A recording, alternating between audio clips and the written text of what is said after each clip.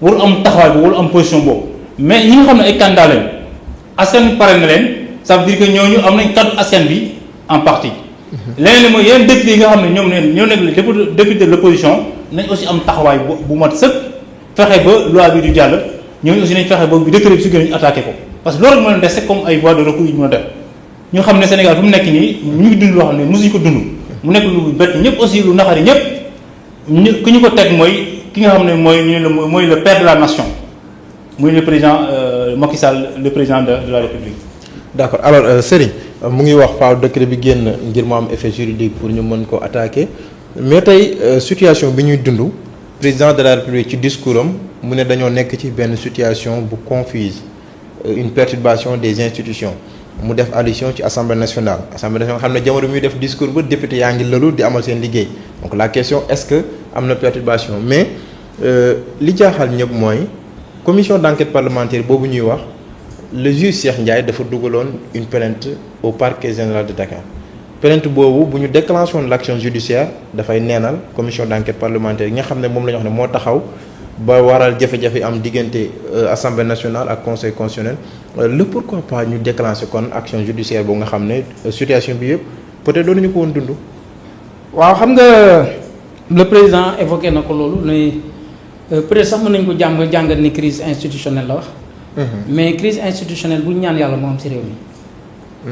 waaw xëy na peut-être dañoo xamul. pour yow li am ci diggante assemblée nationale ak conseil constitutionnel. ba ñu def seen communiqué. non c'est pas une crise ce n'est pas une crise institutionnelle. non tolluwuñ ci jamono ju ñuy naan crise institutionnelle ba muy laaj article 52 bu constitution pour mën a bénéficier des pouvoirs exceptionnels tolluwuñ Sénégal le Sénégal n'est pas dans ce contexte quand même.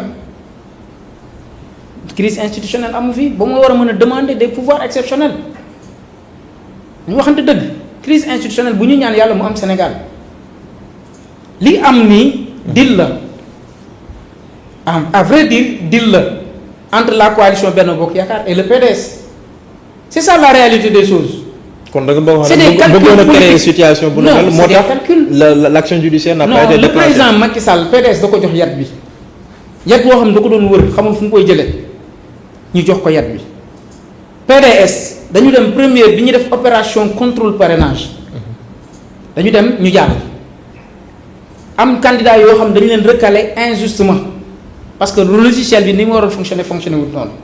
est-ce que dégg nga coow loolu dégg nga ci PDS est-ce que dégg nga PDS taxawaayu soutenir candidat yooyu parce que jàll na premier tour kañ commencé dégg seen coow bi ñu génnee la liste définitive ñu ne Karim bokkul. si lañ commencé génne coow ni voilà Karim Wade nangam dem indi ni ay juges dañ leen corrompre ñëw dem saisir l'Assemblée nationale. et puis corrompre deux juges. non man jusqu'à preuve du contraire dama ne aw dama ne d'une manière générale amut mais man en ce qui me concerne gëwuma ko. man pour man c'est des calculs politiques te lii c'est un précédent dangereux pour cette République parce que ak lu mën a am pourquoi un précédent dangereux ëllëg. ah oui. ëllëg Massamba mën na fi nekk président tout candidat éliminé peut faire. non léegi jeex na. ces accusations bii bu jàllee mooy ku mu neex mën nga fi toog à vie da ngay toog ba waxtu lu neex nga monter un député wala nga monter un candidat si candidat yi jàll ne ko attaquer un juge du conseil constitutionnel bu ko defee ñu ne wéy xanaa crise institutionnelle nangam andiwaat dans la même situation.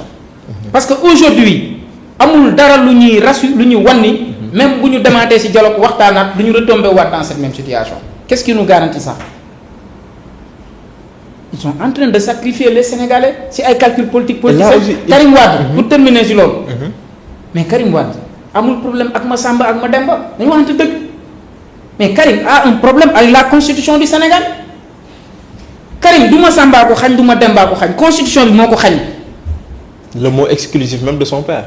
comme ni mu xañee ñëpp sax. mais moo ko xañ. mais est-ce que Karim Wade est plus sénégalais que nous.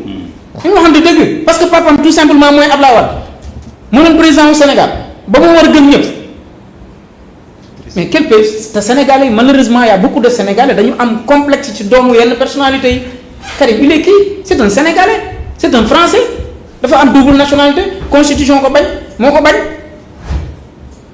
suñu charte réew moo nanguwut mu mën a nekk président ak yor double nationalité Karim dañ ko waroon topp ci yoon loolu mooy yoon moom mi toppaate waroon nañu wëlbatiku topp comme nous nous mettre en garde à vue Rose Wardini. Mais ñoom ñëpp a yem dañoo mentir le peuple sénégalais excusez-moi du terme mais c'est du n'importe quoi léegi ñii nga bëgg a am confiance dénk leen sa ëllëgum réew. nañ waxante dëgg kon boo leen dénkoon sa ëllëgum réew ci lii la ñu nekk. D'accord. Karim nee na pour terminer nee na dañ ko exilé. mais Karim sénégalais yi duñ ko laaj kan moo ko exilé. Karim moo exilé boppam Karim n'a pas de problème ak Macky Sall laaj nañ ko ñan la amal problème Karim fu mu toog moo fa bàyyi boppam. Karim Wade mii ne exil bi yàgg na métti na mu bëgg ñu si mu toog mais comment Sonko mii de boo ko exilé woon altine si suba altine si ngoon dina def vidéo ne nii lañ ma exilé ak nii ak nii ak nii ak nii voilà un opposant politique na wax nan lañ ko exilé ak comment lan la accepté bañ exilé ko.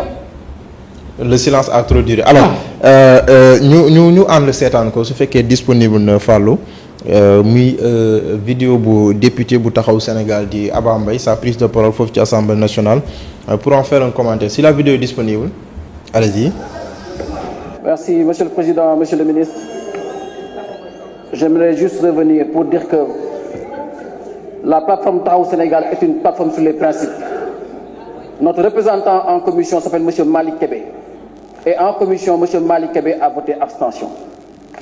Quand on est venu en plénière, ce qui s'est passé, c'est que l'UMS a fait un communiqué. L'UMS, c'est un syndicat des juges. Est-ce que les députés ici ont un syndicat? Quand nos députés Massata Samb et Mamadou Niang ont eu un problème ici, on a dit que c'est un problème de l'Assemblée et que ça devait être géré par le règlement de l'Assemblée. On nous a envoyé aux juges, les juges les ont mis 6 mois ferme. Ils ont purgé le peine avec dignité. Est-ce que dans ce pays-là, il y a une république des députés, une république du président et une république des juges? Il n'y a pas d'intouchable ici. C'est pour ça que Taxawu Sénégal s'est mis sur les principes pour dire que l'Assemblée doit exercer la plénitude de ses compétences en mettant en place une commission d'enquête parlementaire pour qu'on puisse savoir quelle est la véracité des faits qu'on a mis à notre réflexion. Parce qu'on ne peut pas continuer dans ce pays-là à avancer de 10 pas et revenir 10 pas en arrière. En 2012, nous étions ici. Le président Macky Sall est arrivé en faisant une promesse extraordinaire qui a suivi le monde entier. Il a dit, je vais réduire mon mandat. Et tout le monde s'est dit, pour une fois en Afrique, les gens font n'importe quoi pour des problèmes de mandat. Pour la première fois, on a un président qui dit, moi, je vais réduire mon mandat. Il est allé au Conseil constitutionnel. Le Conseil constitutionnel a dit que dans ce pays-là, on ne peut ni allonger, ni réduire un mandat. On ne peut ni allonger, ni réduire un mandat.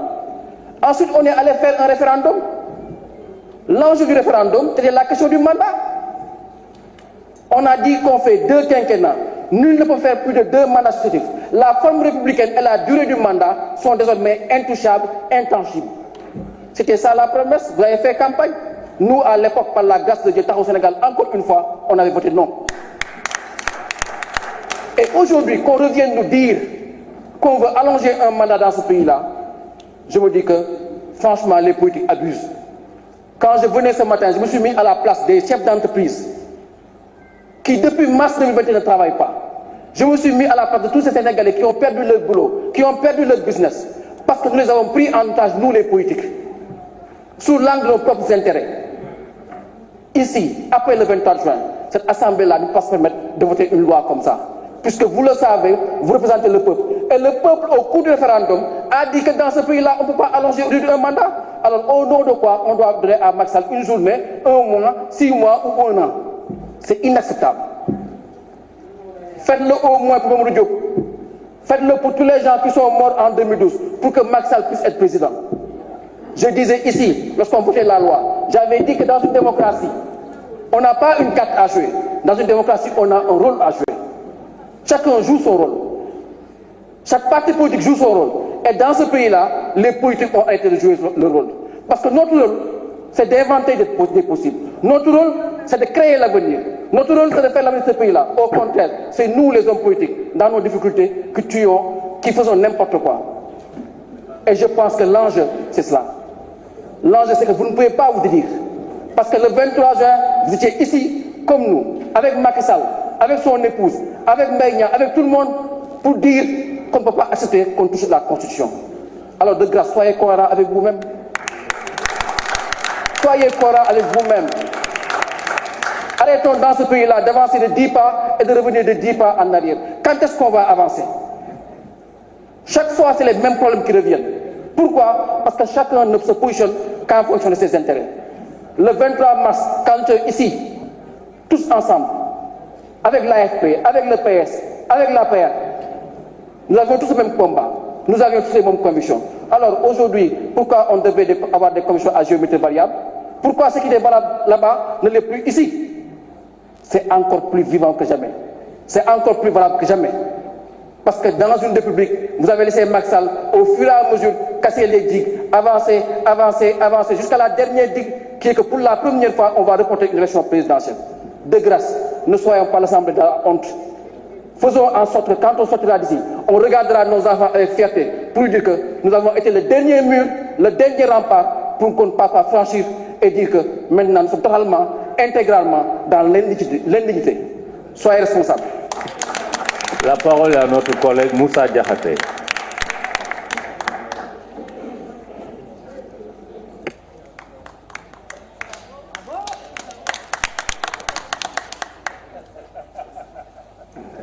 Merci, Monsieur le Président. Encore une fois, ce n'est pas allonger un mandat. C'est une dérogation de l'article 31. Je vais être très clair sur ce que je dis. C'est-à-dire l'article 27 et l'article 103, alinéa 7 restent intacts. Abba Mbaye la woon député bu taxawu Sénégal ci assemblée nationale donc mu doon jël kaddu jàpp rek ne tey fii ci réewum Sénégal sëriñ waruñu fee waxtaanee lu jëm ci dàqum élection ndax bokk na ci sax li nga xam ne moo waraloon référendum bu 2016 muy mbirum mandat te lañ ci waxoon mooy mënuñu ko yokk mënuñu ko wàññi tey jii nag ñuy waxtaanee yokk lu mel. waaw parce que question bi moom rek la woon na parce que véritablement def na discours bu am solo. discours boo xamante ni rek war na mën a tëj làmb ji assemblée nationale discours bii rek bu ko le député du peuple déggee. moom Abba Mbaye. waaye discours bu extraordinaire la def parce que rappelé na ay faits yu bëree bëri parce que depuis 2016 aussi am na lu mu évoqué ci référendum bi ñu demoon. parce que sa waay wax na ko léegi.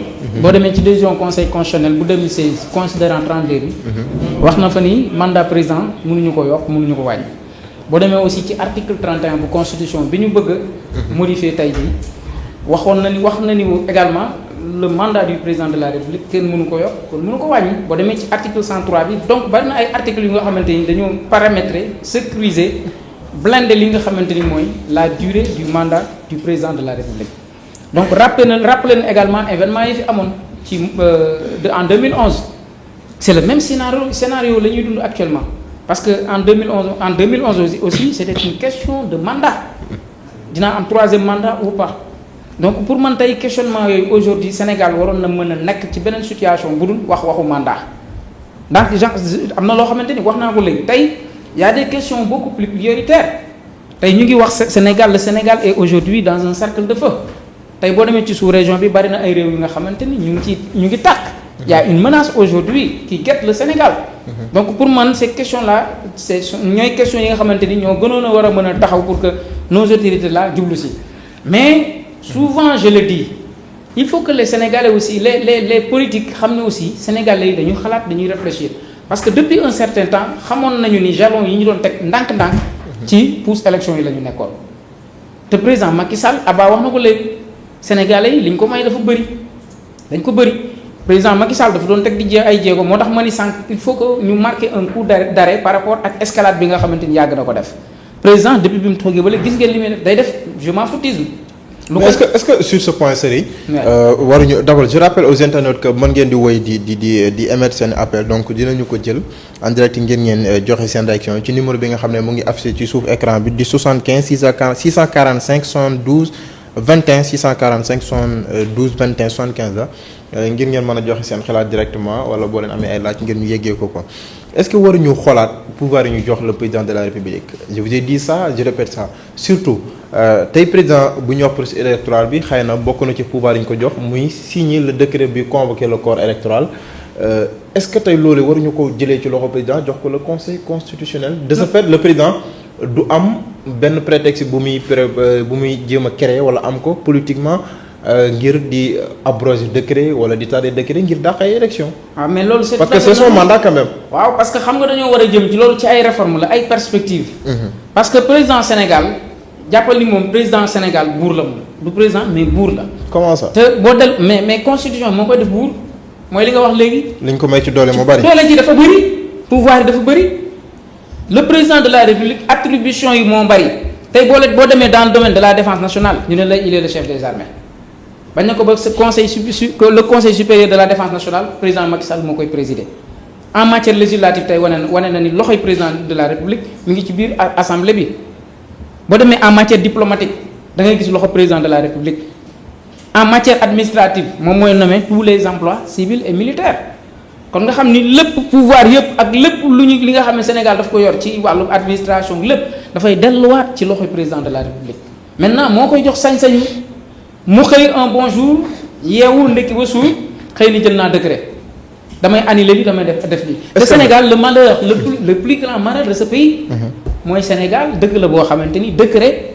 moo féete kaw loi xam nga loi moom dara sutu ko la constitution en principe constitution amul lu ko war a tiim mooy ndayu loi yi c'est la loi des lois mais le Sénégal aujourd'hui dans le Sénégal où nous sommes c'est le contraire aujourd'hui les décrets présidentiels sont au-dessus de la loi te loolu si doxalinu président Macky Sall daf ko wane wax naa la ko sànq ci constitution Sénat bi simple décret la yor rek annuler lépp loo xamante ni loi wa ko tabax kon nga xam ne li Abba wax dëgg la dama ci adhéré wu à 100% parce que tout simplement le président Macky Sall dañ ko yàgg di seetaan muy avancer ay pas di avancer ay pas ba yegg si nag tey fi nga xamante ni fii moo war a doon daj dëpp gi parce que bu ko réussir kenn mënul xam seen élection kañ lañ koy jëmmalaat fii ci Sénégal. est-ce que même sax waruñu yegg ci que décret bu war a convoquer le corps électoral wala bu war a abroger ngir dàq ay élection bu ñu demoon ba situation bi nar faa yegg